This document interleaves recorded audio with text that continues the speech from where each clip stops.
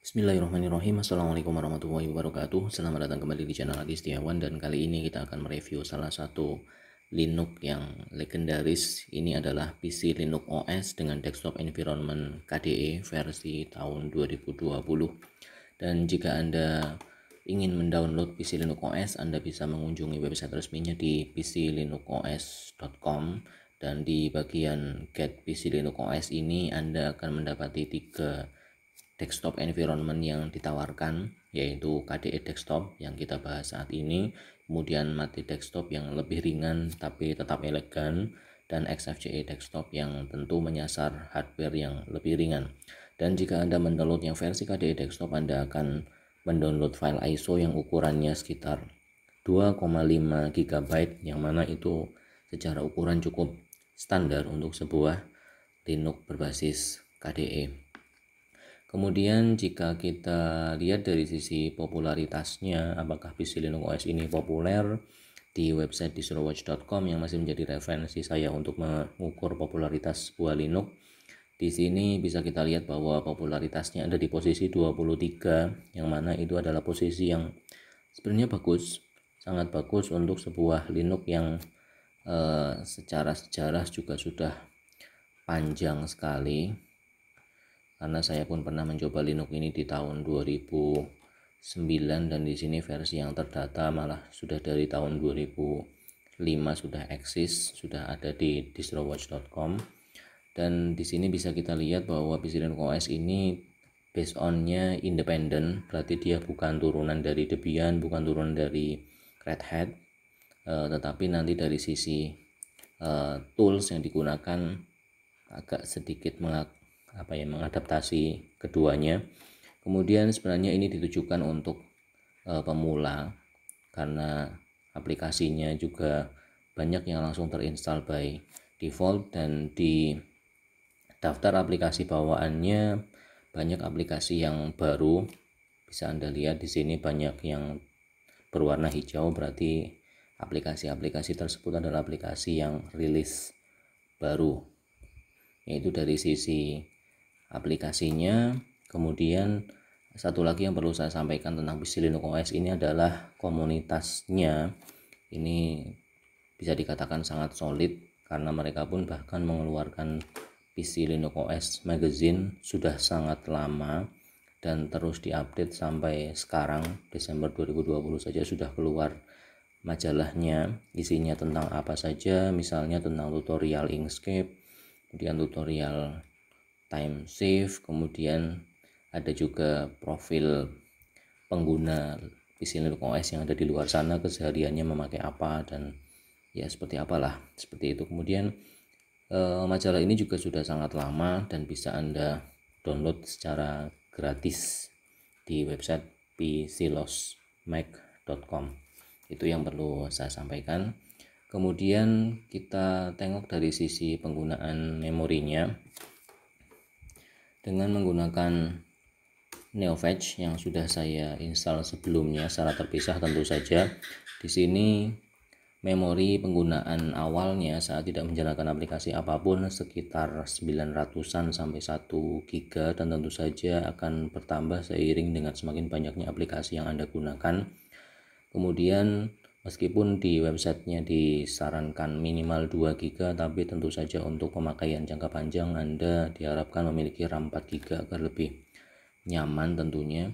Kemudian kernel yang digunakan kernel 58, package-nya sekitar 1800-an, desktop environment-nya Plasma 520, cukup baru, hanya beda titik yang paling belakang saja, dan window manager, theme icon tentu saja bisa dikustomisasi, dan yang ada di sini adalah logo PC Linux OS versi NeoFetch ya, meskipun tidak jadi terlalu realistis ya, tapi tidak masalah.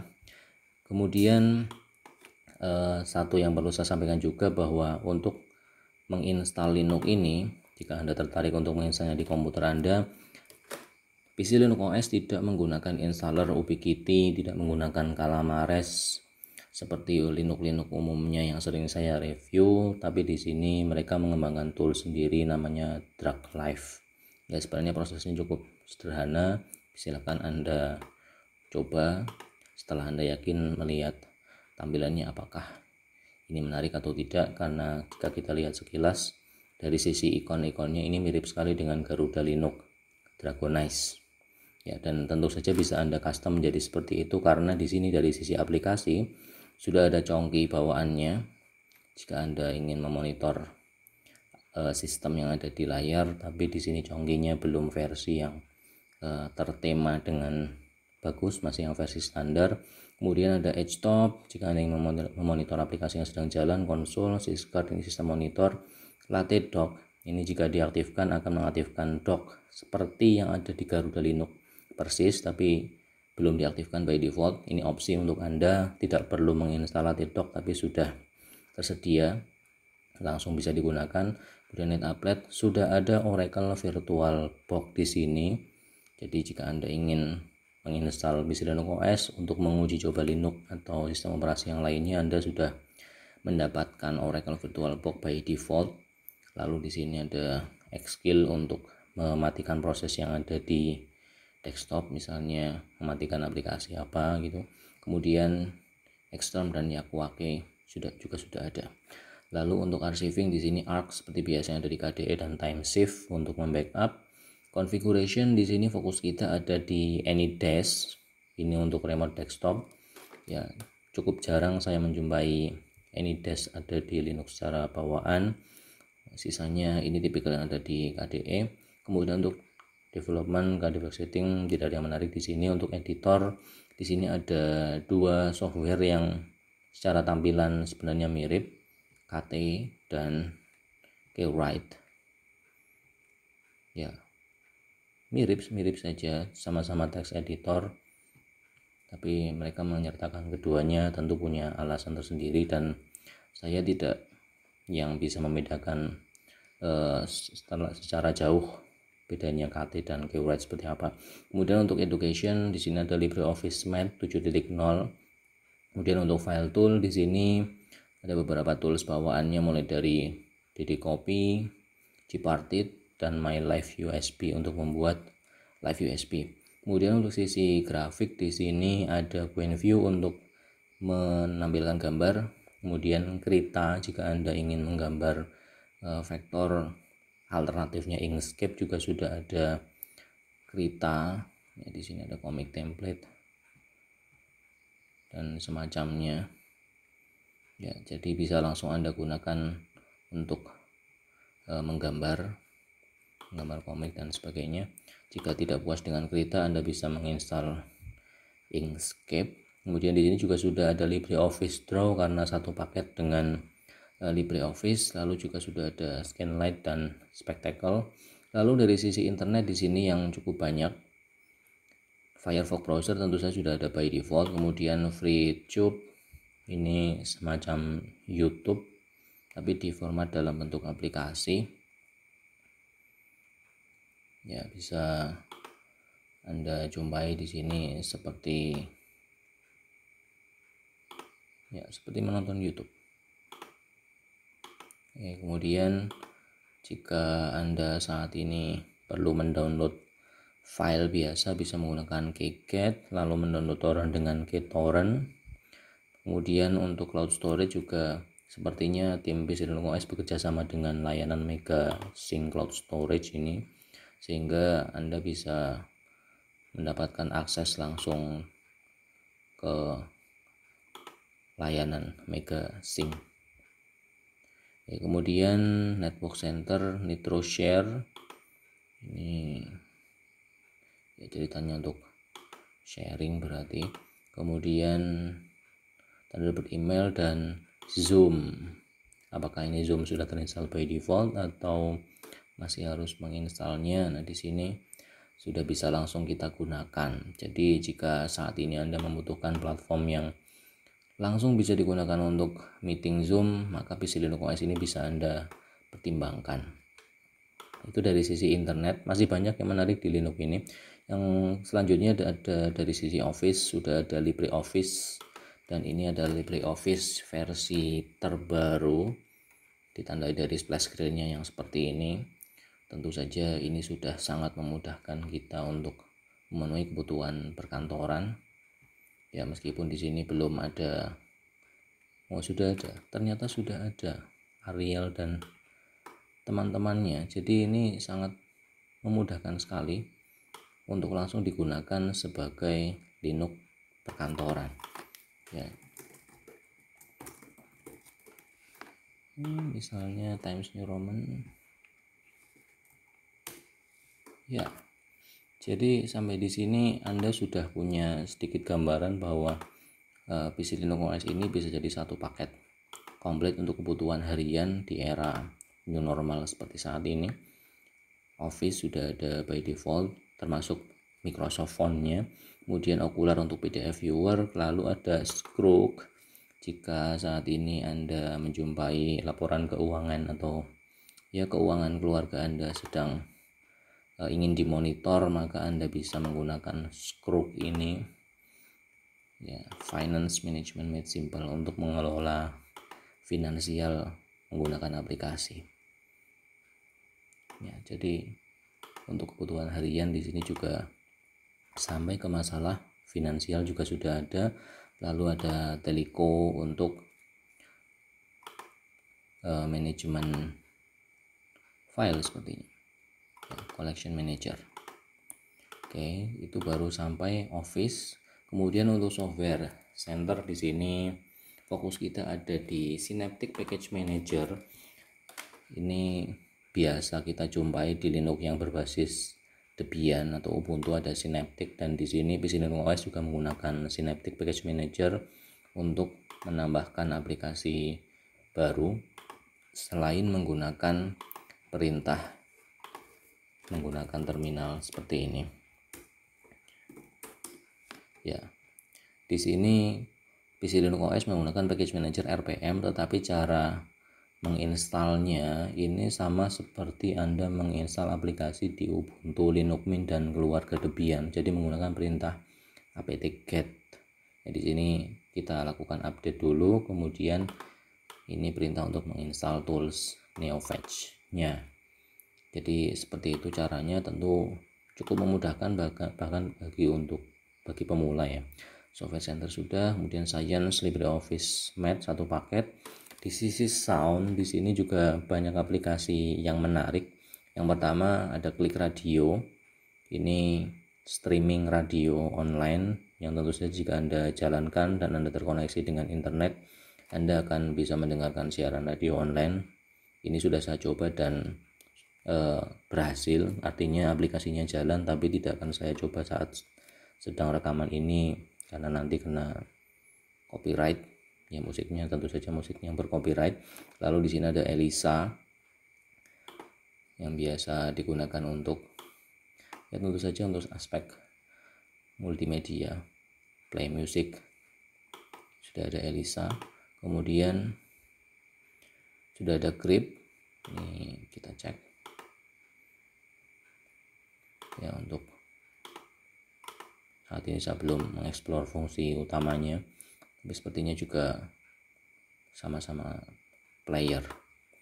Lalu masih di sisi sound ada Kodi untuk multimedia playernya. Ini aplikasi yang bisa membuat Linux Anda berubah menjadi multimedia center seperti itu. Misalnya Anda punya movies, bisa langsung Anda jalankan dari sini dalam mode playlist.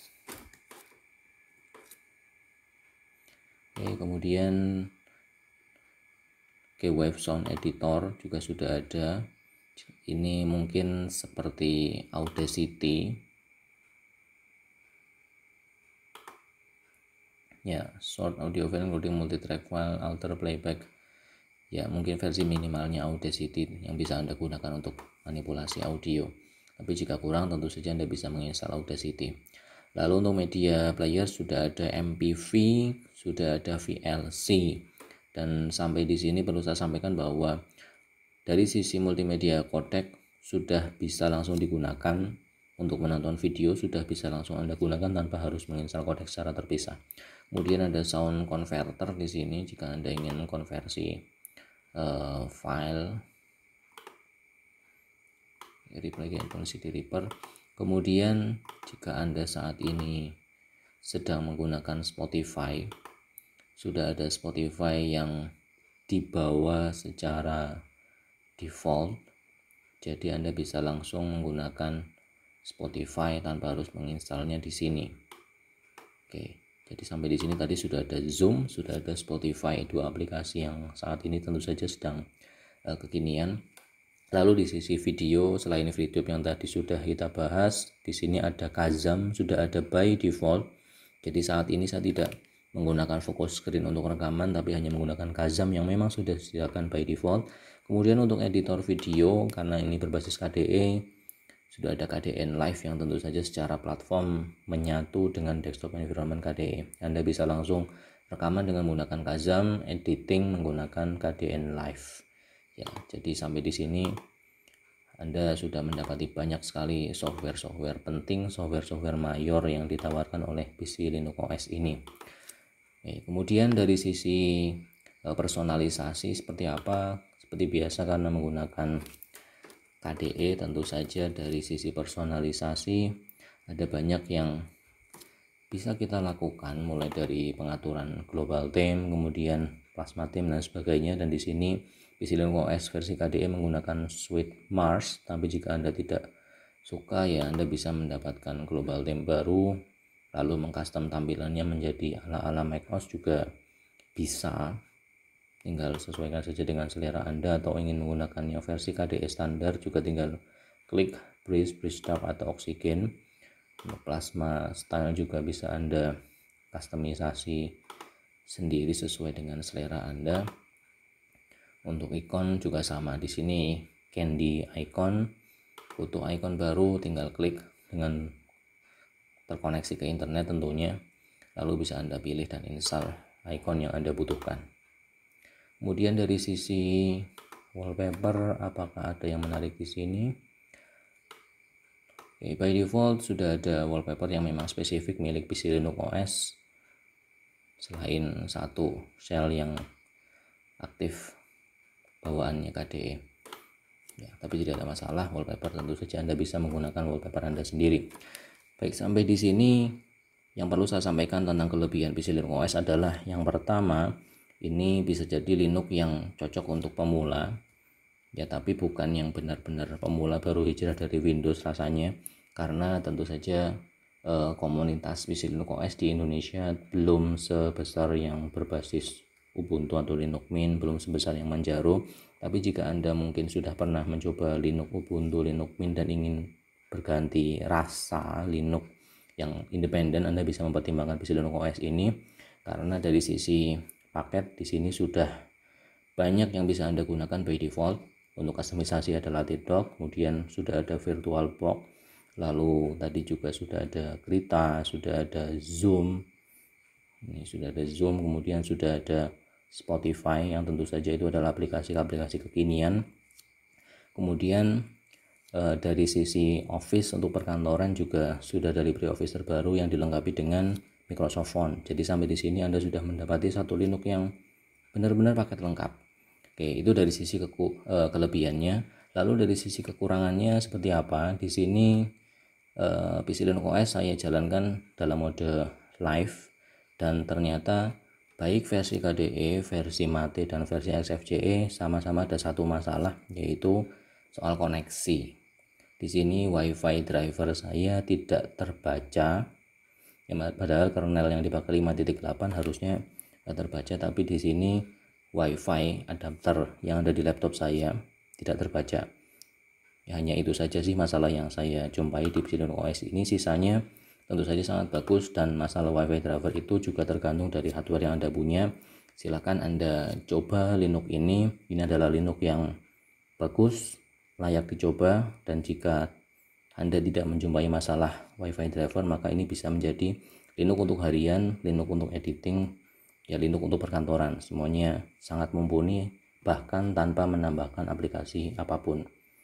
Ya, di era new normal ini PC Linux OS bisa jadi salah satu Linux yang paling siap dari sisi aplikasi bawaannya. Ya, jadi seperti itu saja review saya tentang PC Linux OS 2020 dengan desktop environment KDE. Silakan Anda tinggalkan komentar di bagian bawah. Terima kasih atas perhatian yang diberikan. Saya akhiri video ini. Assalamualaikum warahmatullahi wabarakatuh.